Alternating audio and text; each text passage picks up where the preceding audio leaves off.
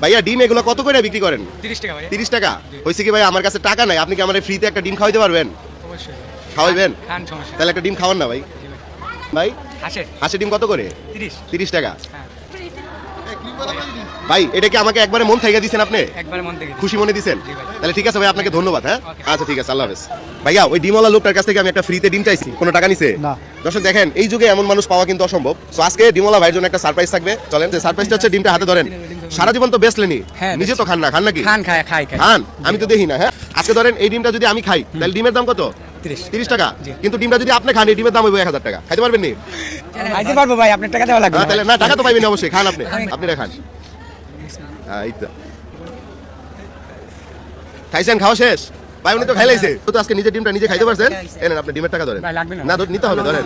এটা তো আমি উপহার দিচ্ছি আপনাকে। আপনি যদি আমার ক্যামেরার দিকে তাকায় একটা সুন্দর করে হাসি দিতে পারেন, আর এখানে যারা দর্শক আছে যদি রায় দেয় হাসিটা সুন্দর হয়েছে, আমি 500 টাকা আপনার হাসির জন্য উপহার দিব। আমি শব্দ করতে পারি না। পারেন না?